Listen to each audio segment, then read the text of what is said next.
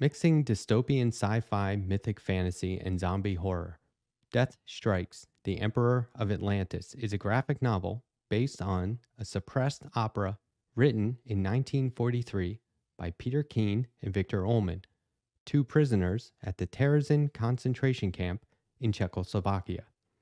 The authors did not live to see their masterpiece performed. The comic is now presented through Dark Horse and Berger Books, written by Dave Moss and illustrated by Patrick Lay, with character design by Ezra Rose. You can go back and watch my interview with Dave Moss from a couple of weeks ago at youtube.com/TheLetterHack. And now my interview with the interior artist, Patrick Lay.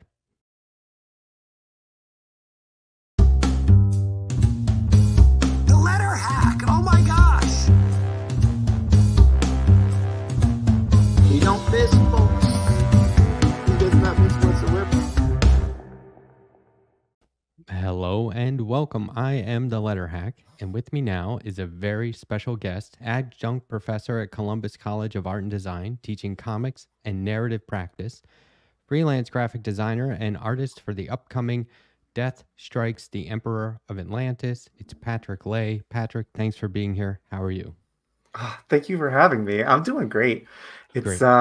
It's windy, it's cold. I'm in Ohio and it hasn't snowed like 7 inches yet, but we're looking forward to it. I mean, I can't get any better. That's great. That's good to hear. I just moved from Colorado a couple of years ago because of the wind and the snow. I had to get away. So are you like a warm weather person? You needed a little bit of heat in the blood? I am now. Yeah. The older I get, the more I want to be in the warm. Like, I get it, right? This is why everyone retires to like warm places. I totally understand. Okay. So as you may know, I just interviewed your collaborator of Death Strikes, Dave Moss. And, Yeah. Your name obviously came up more than once, but also in ways where Dave would say, I wonder how Patrick might answer that question. And I thought that was interesting. And so I'm glad we have this chance to talk because of that, but also because it's a very important comic. And when that video interview went live, people were in the chat saying, oh my God, I'm going to pre-order this right now. And these are people who don't typically read comics, because on this channel, we talk about politics, online media, independent news outlets, and art and comics. And so I love when all of that sort of like finds its way into the same conversation. And so this is more of that. So I'm really excited about it. Me too. Yeah. And that's so kind. I'm so glad people are finding something intriguing about it, because there's a lot to find. That's really exciting to hear. And especially people who don't traditionally read comics. You know, there's so many different kinds of comics available. To have an entry point to something that's a narrative that really interests you and talks about topics you're interested in the medium of comics, and not just like superhero stuff.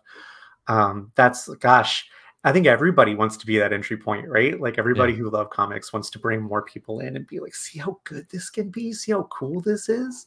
Yeah. So you may be familiar with Senator Nina Turner of Ohio. I had her on the show, and I did a straight interview, and I said, okay, now I'm going to recommend a comic book to you. And she was like, you are? And it was kind of cool because she happened to have a copy of Superman versus Muhammad Ali laying around the house. And I was like, okay, well, I recommend reading that. That was a fun comic. But the one I recommended was The History of Unions and Labor Organizing. And it's by this guy in Australia named Sam Wallman, who, when he made the comic anyway, he was working from an Amazon factory. And so very unique perspective, very passionate comic. And I said, Nina, this is the kind of thing, well, Senator Turner, this is the kind of thing you're going to want to have and like give away. You know what I mean? And then buy another one and give that away because it's educational. So you're right. I'm always looking for that entry point. Yeah. And, you know, I don't want to derail too much, but one of the beautiful things about comics is that it's accessible to anybody who can get a hold of a piece of paper and something to market with, right? So, I mean, I'm not familiar with that book, but really kind of any person at any level can start documenting their experiences in the form of comics, and where it would take a whole paragraph to be like, I walked in that day and I was hungry and the guy was Yeah. there and he said this and I said that. You know, in a comic, you draw one box and it shows you walking in and it shows how you feel and it shows where you're at and it shows what the weather's like. And it's the density of information that can be in those drawings. And you don't have to be particularly good at drawing to Right. be an efficient communicator and like make your voice heard and make your perspective like available to anybody online, in print, whatever. Comics are I mean, that's where it's at. It's the best. Okay, so you teach comics and narrative practice, which sounds fascinating to me. How did you begin teaching? And can you tell us a bit about that curriculum? That's a really good question.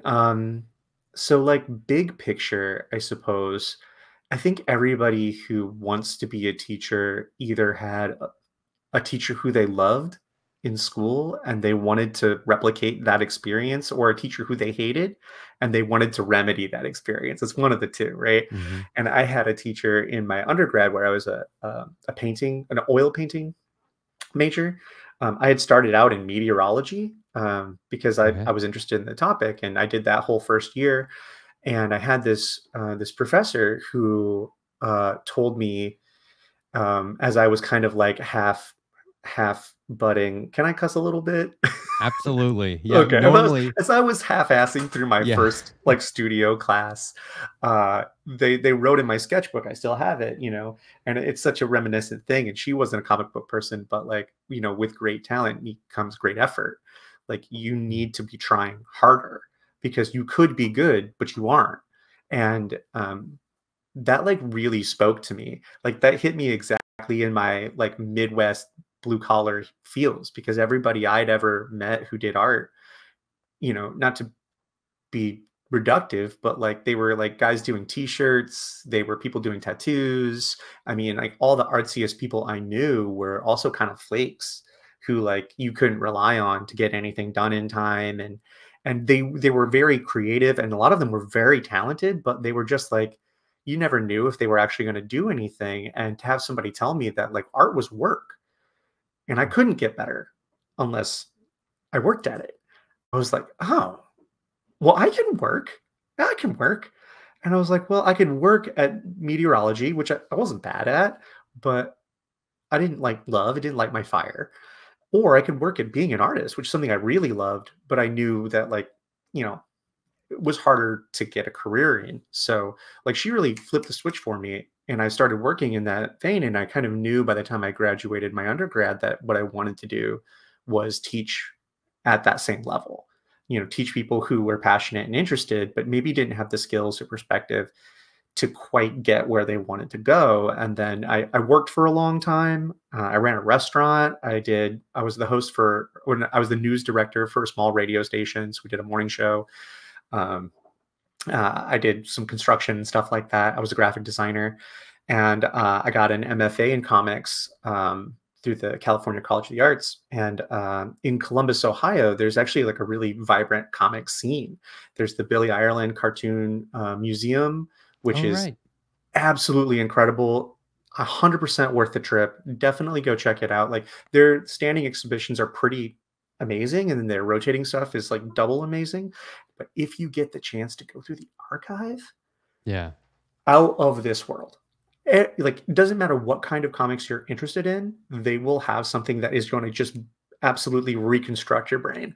Um, so you know this is happening just a couple hours away from me, and there's a comics program that sort of sprouted up at the Columbus College of Art and Design.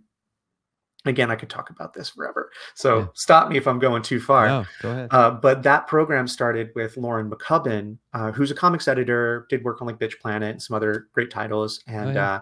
she was teaching there. And she's also like an installation artist and she's done comics herself. And she started this program called Spitball. And it's an anthology where it was illustration students at the time would submit their portfolios. And then the school would hire writers, professional comic writers, to write like 8-page selections for them to illustrate at a professional level and then publish it as an anthology. So like that first one had like Matt Fraction. Since then they've had like Ryan North and like just Kelly Sue DeConnick, and it's outrageous. It's incredible. And every single issue is amazing. They're working on their 10th one this year. And that one program, which I saw just as I was kind of coming into my MFA program, really put them on the map as like, they are teaching comics. Like they're not teaching, like, you know, we had spoken a little bit before, like comic studies, you know, they're not teaching comics as literature. They're teaching comics practice, like doing comics, making comics, and kind of from top to bottom, right? Like starting at the very lowest skill level and work your way up to like professional quality. So a friend of mine ended up teaching there in 2019, and a few years later, after I'd been, you know, doing some self-publishing and I'd been teaching little workshops in libraries and wherever I could, you know, I got an opportunity to start teaching in that faculty. So this is my 4th semester there at this point. Oh, wow. Great. Yeah. That's awesome. If there was one thing that you wanted a student to take away from your class, what would the most important thing be that they should know after they take the class? Oh, that's so hard. I think probably the most important thing that I try to embed from end to end in my classes, because I worked outside of academia, right? Like I did 10 years as an operations director for a restaurant, you know. And one of the things that I've seen from all my friends who went to undergrad and did other things, and from current students too, is there's a sense of the way the markets change and the claustrophobia of instruction, where people are taught that there's one way to do things, and that's the right way. And I watched people, you know, especially in comics where there can be very strong opinions, like just chafe under this one way they were told was right. And they spent years kind of wasting their time and spinning their wheels trying to access this one way that they were told was the right way. So I try to, in all the classes I teach, say like, hey, this is how we're going to do it. And we're going to be structured and we're going to be strict and we're going to make you do it this way. But I want you to understand that like, you can adjust this. You can change this. When you are building your own personal practice, and more than being even a published comic artist or writer, I want you to be a lifelong artist. And if chasing this thing where it's like, oh, my page has to be perfect, you shouldn't be able to see any of the blue lines after I'm done inking. If chasing that is going to chase you out of your passion, then leave that to the side. Find a new way to work that isn't going to like throttle your creative juices until you don't want to do it anymore. So I think like, even though the classes I teach are about narrative primarily, and they're a little bit about the industry too, and the industry and history, that's the sense that I want everybody to come out of, is that like, they're safe to try things. They're safe to take their own approach to their career. They don't have to like get out and say like, oh my gosh, my professor would kill me if they knew that I was doing this. Right. You know, like everyone's going to have that feeling because we were teaching skills and we need you to do the skill. But be able to let that go and not let that be a hobble. Let that be like a fun place to like jump off of, to learn, to build your career on those next steps. I think that would be it. I like that because it's telling students there is a way to do it. It's not a mystery. But once you sort of get the basics and once you see how that way works, it can be modular or you can evolve it for yourself. I really like that because it's bringing structure to art is you know, probably giving most people a leg up, because when people say, I don't know how to draw, it's like, well, let's do it step by step, right? Let's step 1, step 2, step 3, and now you take it from there. So I really appreciate that method. I think that's great. And I just have to assume that your students only benefit from that. But let me ask you this. Why comics? Like, when did you discover comics? Have you always been like, and this is where I might have to be like, okay, man, that's enough. but like now, because if somebody asked me, I'd be like, oh, I love this story. I was so tempted to ask you because it's a good question and I know you have one. Well, quickly, I was scared to go into my grandparents' attic It was at the, there were these tall stairs and a door that was closed. And when I finally got up the nerve to go up there, what I found was a box of Silver Age comic books. And I What a was like, reward. yeah, I was probably like 8, 9 years old. I think I was like 9 years old. And after that, I was like, I'm not scared of any attics because there could be comics in there, There right? could be And comics at the top. yeah, and lifelong comic fan from there. But when did it happen for you? So I live in Ohio, and I have for most of my life, but I was born in California, and I lived there till I was about 8, kind of in the hinterlands between San Francisco and Sacramento, like right at the edge of that bay. And we went to Santa Cruz for like a vacation. When there's a boardwalk, it's cool, you know. The movie hadn't come out yet, so it wasn't so scary. So we went to Santa Cruz, and like on the boardwalk, for some reason, my parents bought me this pack of just random comics. And in 1,000 years, it's so weird to think about because neither of my parents read comics at all, like newspaper comics for sure. Calvin and Hobbes was like the Bible at our house. Yeah. But like they didn't read comics, especially my dad. Like he did not read comics.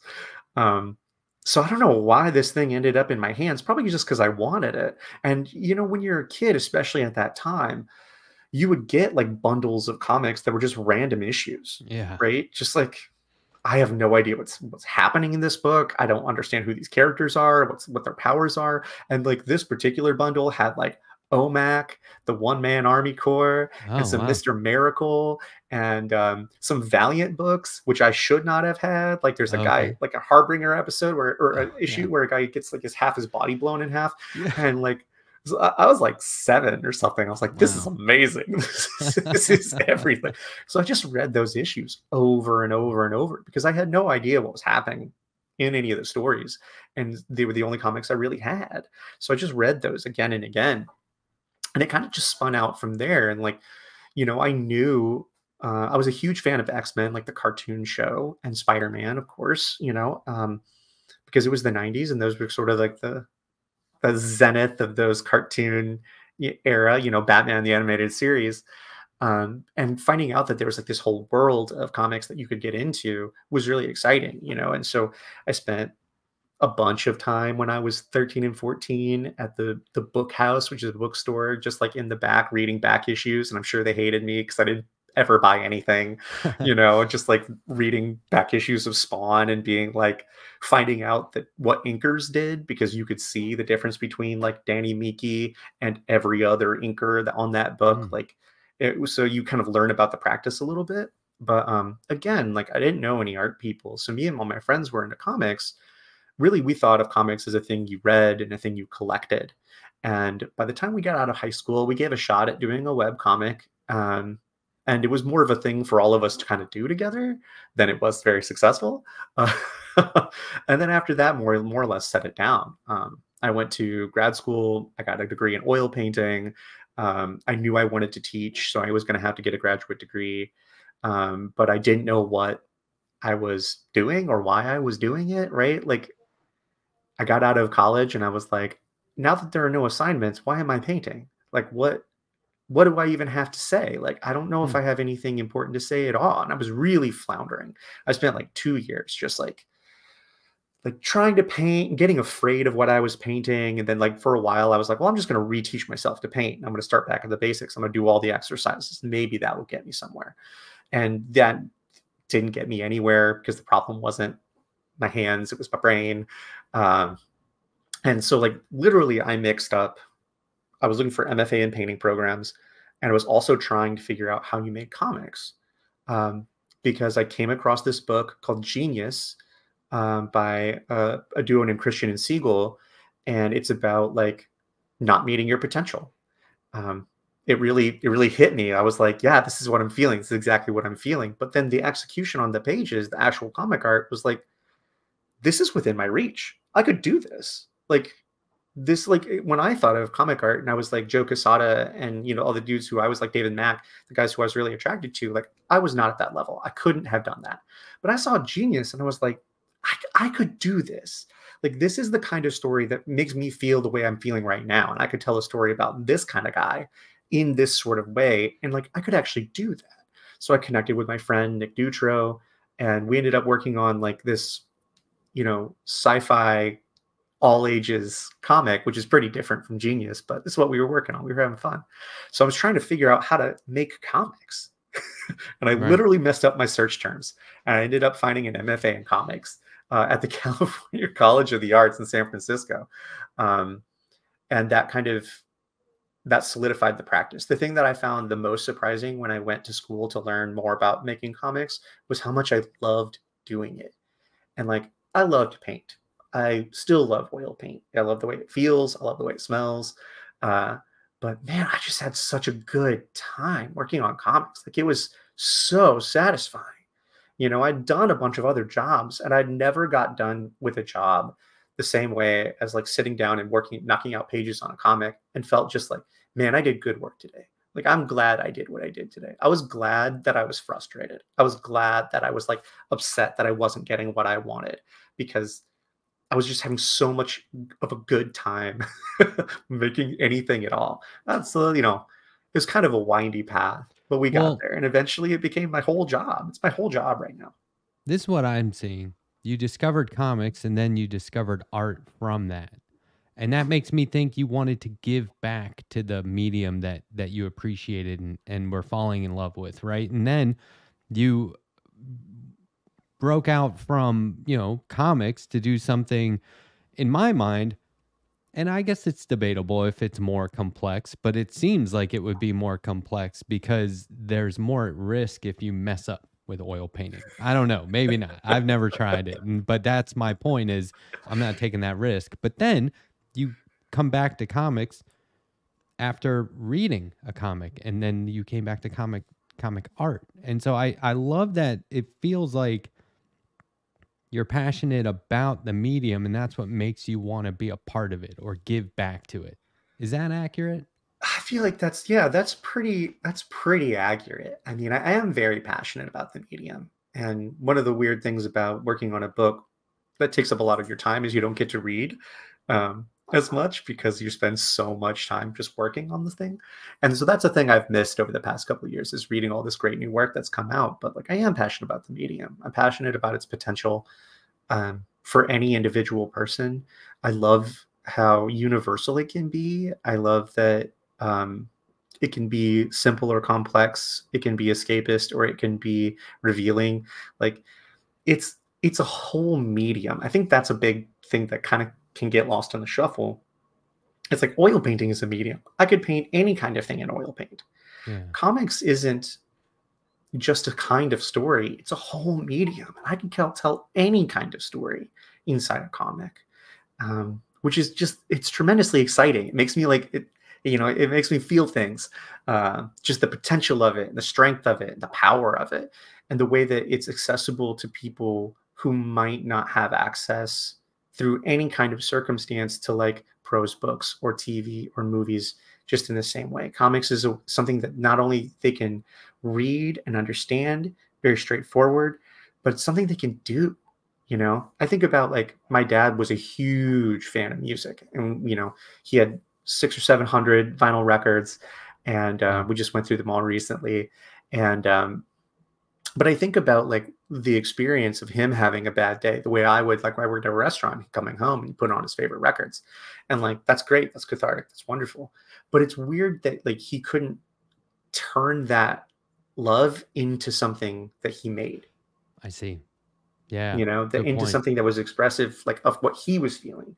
It was always just trying to find the right thing to match what he was feeling that somebody else had made. And like, that's just something I'd also, if I were going to give something to a student or to another person, it's that ability to take all those feelings and make something with it that is productive. That's not productive. That's the wrong word, but you know what I mean? Like, produce something, make something, bring something into the world out of those feelings too, You have a very inviting, painterly, almost dreamlike style. Like, there was lots of times where I was reading Death Strikes, and I felt like it was the material itself is not always like, it's pretty serious, right? Yeah. but your artwork created this balance or dynamic where I was able to feel very comfortable despite the material being, you know, at times like, you know, really serious, right? There's like there's the and not just the material, but the fact that and we'll get into this, the fact that you're preserving like an artifact, you know, like this is a big deal. But I felt very comfortable. Did you always have that sort of painterly style when it comes to your comic art? No, certain parts of it have always been deeply influenced by painting because that's how I was trained, right? Um, so when I started doing comics, I was mostly interested in staying in the middle grade. I love those stories. I love working on those kind of books. They're kind of whimsical and they teach you some of the most important lessons. You know, when you think about your favorite books of all time, one of them is going to be a book you read as a kid. Like Yeah. if you pick 10, one of them is going to be something that still resonates with you today, and they're still teaching you the same lessons that you need to be, you know, be honest, be courageous, you know. So I started there, and so like my color approach to color was very influenced by painting, but I was trying to mimic Jeff Smith, you know, Hmm. like those kind of guys who are just absolute ink slingers, masters. But like, that's not actually what I do. It's not actually where my strength is at. So I started drifting more and more towards ink wash, which is how this book, Death Strikes, was made. And it really kind of clicked in when I realized that you could put it all onto one sheet. Because one of the approaches that a lot of people use for ink wash is to do your line art and then get it onto a light box and then do your ink washes on a separate sheet. The idea is that, you know, you've protected your line art, you're not destroying anything. Um, and you're using your ink washes in this very particular way where they're like halftones, right? Like they're Yeah. shadows and they're suggesting form and they're creating depth, but in sort of a mid-tone way. And when I realized that I didn't have to do that, like you look at work of like Tyler Crook or uh, gosh, the name's escaping my mind, the Scary Godmother lady, um, who's very, very good. Tim Sale Uh, has done it.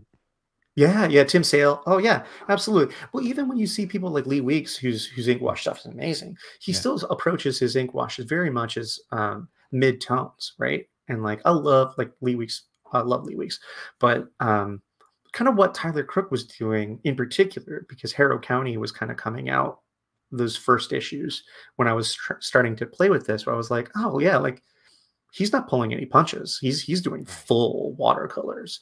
And if he messes up a panel, he just does another panel. Like he's there's infinite number of lines in his hands. Like he doesn't have to stop, you know. I was like, oh, okay, well, I can be more courageous. I can try something different. And having, you know, my line art on the same pages where I was doing my washes, where I have blacks and then I have whites, and I could like really fill everything out and think of it like a painting. Um, really changed how I approached everything, Hmm. the whole process, because I stopped having to think about, you know, where I was putting my spot blacks, because I could experiment with spot blacks in my ink process, you know.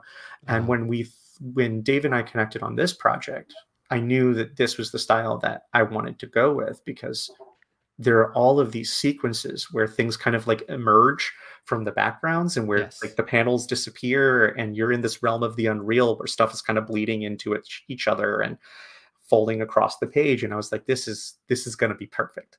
We're going to be like, drape this thing in ink. We're just going to soak it and let things kind of come out of it. And yeah, so I knew that that's where I wanted to head I once we got want onto the project. I want to talk about your process. Real quick though, Tyler Crook live streams his art now. I don't know if you've seen that, but Yes. it's Well, amazing. he used to do like time lapses and like Yeah. just like long videos, you know? Yeah. And like that was so I learned so much from watching him work. You know, it was incredible. Yeah, it's Uh, amazing. Yeah, and now he's he's so doing good. those live streams where he's in real time. You're just watching him go. It's pretty cool. Okay, so as an interior artist on a comic book, and let's just use this one as an example. When you're given the script, what are your first steps? That's a good question too. So my first steps are always to look at story beats. I want to see where the events land. It's a lot easier to story edit in comics at the thumbnail stage where everything is just like roughly sketched out and placed. And this was no exception to when I've written my own stuff, where there are times where we'd thumbnail the page out working with Karen Berger, who's an absolute legend, and we'd find out that like the moments might have been not quite right, right? Like the ones that like in your head when you're writing a script and it's for some reason it's a movie and not a comic, it's moving. Mm-hmm. The moments that are important to show in a movie are just fundamentally different because they're moving. There's time. A shot can be long and lingering. It can slowly pan. And in comics, you have to choose individual moments, single moments that represent the thing that's happening. So like the first time I get a script, that's the first thing I'm doing. I read through the first time just to get the story, just to get the, gather what's going on.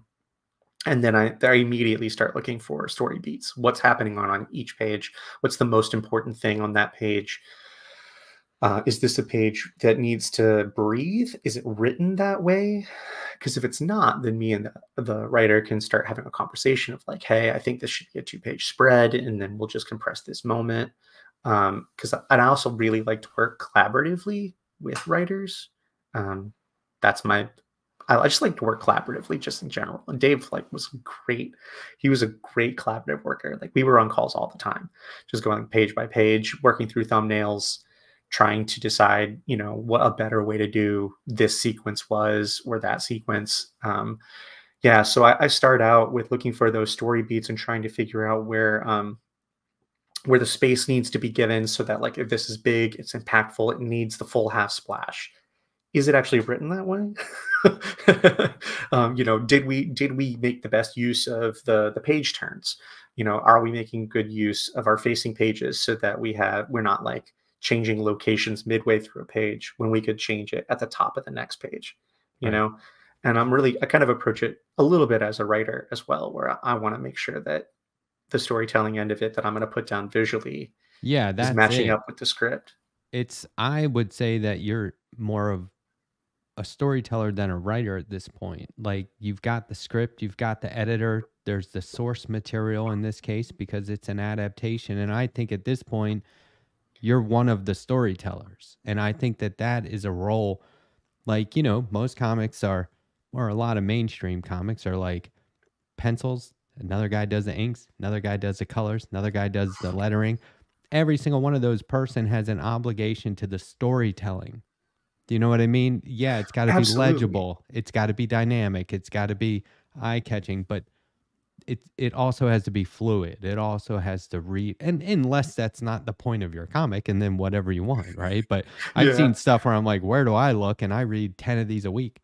But like, I think that what I'm hearing is like, you're very much one of the storytellers, and I think that that's great when the artist is brought in and deliberately to be a storyteller instead of that's not how I wrote it. Don't draw it that way. No, Dave was so good. And like, I will also credit Dave. He had an incredible clarity of vision, right? Like we were inventing a lot of things as we went along, but he had a very strong sense of those things which were unchangeable.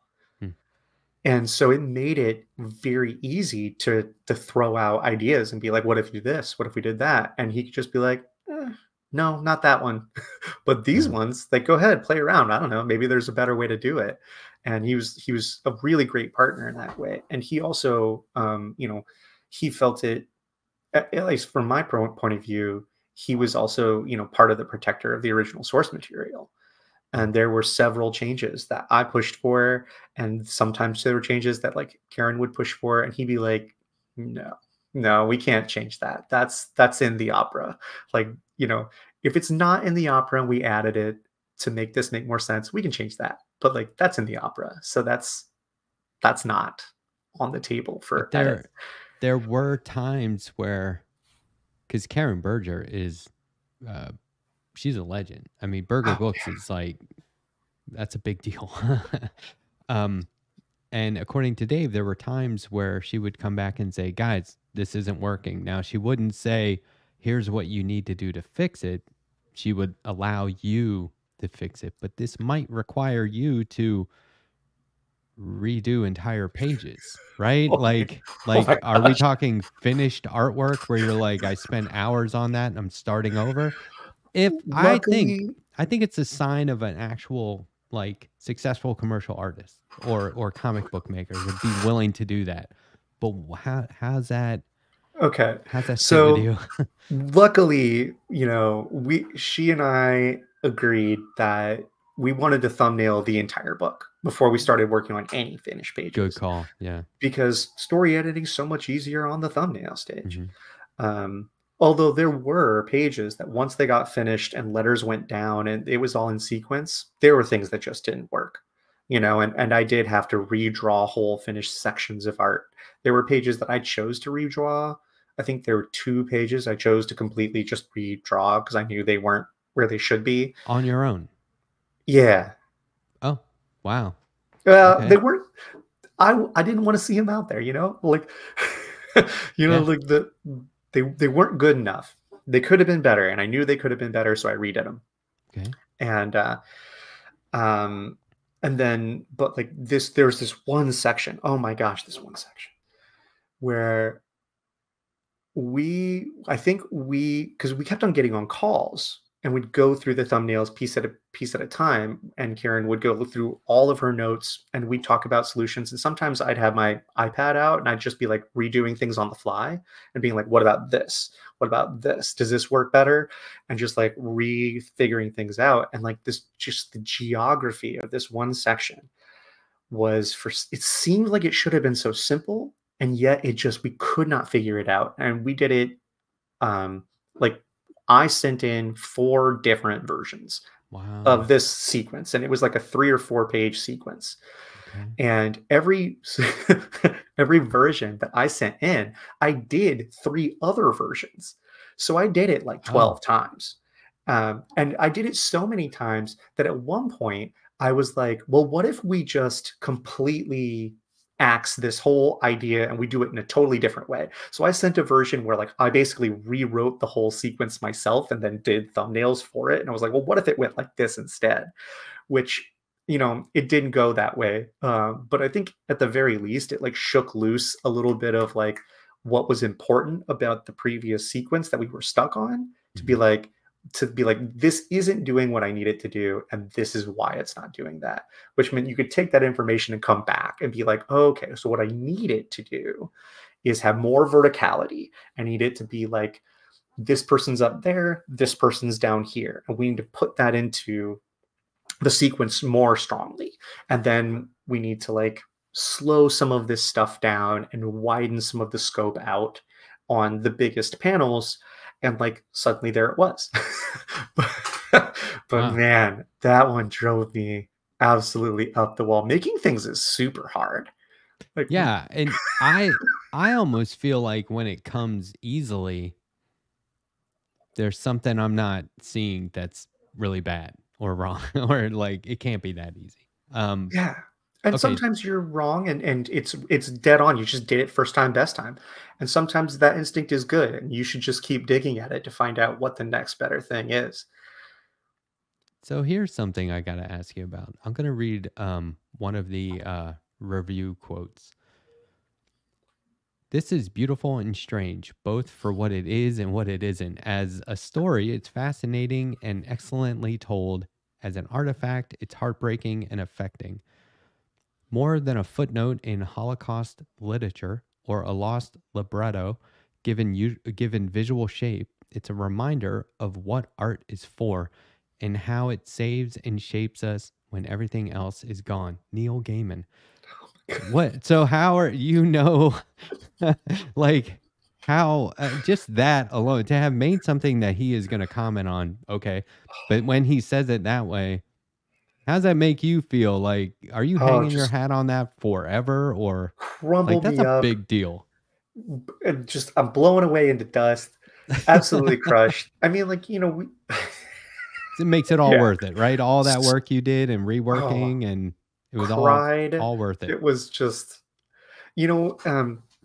Karen Berger, her work at Vertigo is some of the most influential works in the comics industry today, right? Like Yeah. it really Agreed. broadened what it is that mainstream comics thought they could be and do. And Neil Gaiman was a huge part of that. But personally speaking, like Karen's name is on some of my favorite books of all time. Like, you know, when we got to meet in person for the first time, I brought my copy of like Wonder Woman, the George Oh, Perez run on Wonder Woman, because she wow. edited that run, you Mhm. know, and like and luckily George Perez got to sign that book for me, so I got both of their names on it, and like it's hugely meaningful. And like Neil Gaiman is another one of those dudes where it's like, this is my favorite, this is my favorite guy. Like Yeah. this is my favorite. I mean, I have all of his books. I've got some signed stuff. I did like, I've seen him speak several times. You know, I was a member of the Comics Experience like club, like graphic novel club, which is a super cool thing, by the way. When he was on it, just so I could get that like little moment of shine with Neil Gaiman, Yeah. and to have his name on the book is absolutely mind blowing. That's impressive. Yeah. So kind, and so specific to the book. You know, I mean, I'd have been happy if it would have just said astounding. Um, but this Yeah. is it's very specific. It's very, very targeted about this book, this opera, what this thing really is. And it also it leans into a kind of tension that Dave and I had been talking about for the whole time that we were making it, you know, which is that it's a weird thing. It's made, it's an artifact of the Holocaust, but it's not just about the Holocaust. In fact, yeah, arguably, it's kind of not about the Holocaust at all. It's about a set of experiences these people were having that they weren't fully aware that they were having. You Right. know, they We couldn't didn't see the know school. until later. Yeah. So how could Yeah. they have known from inside the camp? And when we went to the Czech Republic, we went to Terezin, and we went on the tour. We walked through the streets, and we went to, you know, the mausoleum, and we went to, you know, the train depot, that, you know, all these things that are still there, and we learned all these stories.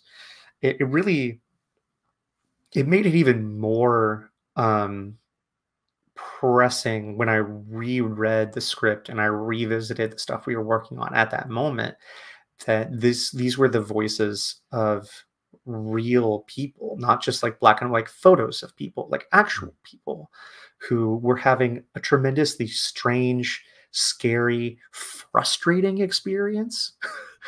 And when they could have chosen to be despondent, they didn't.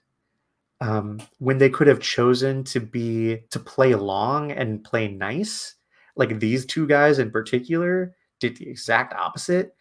Like they went for the throat at every juncture.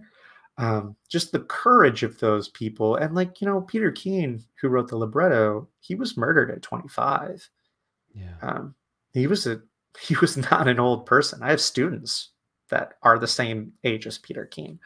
And, you know, here I am adapting his words and looking at his artwork, which he was an incredible talent, by the way. He was a tremendous artist, who was robbed of his career, robbed of his life. Obviously, his career is not the most important part of it, but still robbed of, you know, something that could have been huge, um, because of these circumstances, right?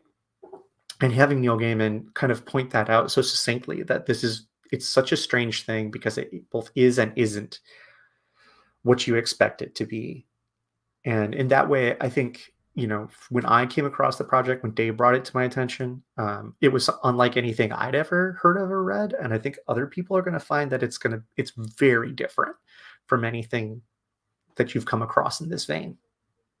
I think, okay, so typically when you make comics, you accept the job, you do the work, and then you're, you know, proud to sell it or market it, right? But I think in this case, it's potential to be a bigger deal. And I could imagine one feeling that by accepting the job, you're committing to it, right? Like on a different level. And then by, you know, creating the book or working on it, now you are dedicated, right? And it's a different level. And then this whole time, you're responsible for doing this as good as it can be done and the right way, and still have fun and still be creative and still make it entertaining. And I think all that comes out. But like, did you ever imagine, and I don't know if this is too fantasy for some people, but did you ever imagine they were looking over your shoulder? Victor Ullman and Peter Keene were ever looking over your shoulder like, I wouldn't do that? Or hey, really, or like, I love what you're doing there. We didn't see it as a comic, but this works. You know what I mean? Like, and maybe Peter Keene did see it that way because he made, scripts and stuff like that. So is that too fantasy or? Okay, so a couple aspects of this, right? One of them is that, first of all, deeply intimidating, incredibly intimidating right off the bat. And like, again, Dave, such a great creative partner. He was confident I could do it. He was always pushing me to be bigger and bolder and go further, in places where I wanted to play it safe, where I was like, well, maybe we'll choose this shot. He was like, no, go further. He was like, and he would say that over and over again. I'm always going to tell you to go further. And so having that safety with your creative team of knowing that you can, like, you should go further, just go further. Like, don't play it safe. Go farther, because it will be better in the end. It'll be honoring the memory better if you make it better. Making something mediocre isn't actually, that's not honoring anybody. Right. So you could swing and try and do the best thing you can do, regardless of how good it came out in the end. I know my limitations. And then you look at Peter Keene's work, which some of that's in the book. And I would encourage anybody who's interested in this to spend more time looking at Peter Keene's work, because the dude was incredibly talented. He was very, very good. And a lot of the work that exists is his student work that he started doing when he was like 17, and you could see his growth just in that time period. And then the works that existed from Terrazin itself, the portrait work is exquisite. The man had an incredibly strong observational skill, and he was very good. So it is like, oh no, like, I'm not as good as this guy. Like, he'd be doing it so much better. So there's like a little bit of intimidation there, but again, like, also you do take on a certain amount of responsibility, because if you don't treat it with respect and you don't give it all the efforts that you can, then you've failed it in a different way than if you just aren't very good. Like, if you're just not very good, then like, hey, you did the best you could and you hit the limitations of your ability. But if you didn't even do the best you could, that's insufficient. And then, so I knew all this about Peter Keene before we started the project, because we did research, we did a lot of reading, and I didn't spend as much time with Victor Ullman because we can't draw the music, Right. And I actually actively stayed away from watching any stagings of the opera. Like, I listened to it, but I didn't watch any stagings because I didn't want any of the choices that somebody else made to end up in the book by accident. So I was more separated from Victor Ullman, and the more we found out about Victor Ullman, the more I'm like, oh yeah, like, he would have just eviscerated this book. Not because it was bad, but because he was an extremely blunt and incisive critical writer. Like, he wrote criticisms of the performances that took place in the concentration camp, and like, he called a children's choir like a bunch of robots, like, and then like, it got printed and handed to the children's parents. They're in a ghetto where there's like 40,000 people in a place where there were supposed to be 18,000, and he's just like, but they weren't doing a good job though. Wow.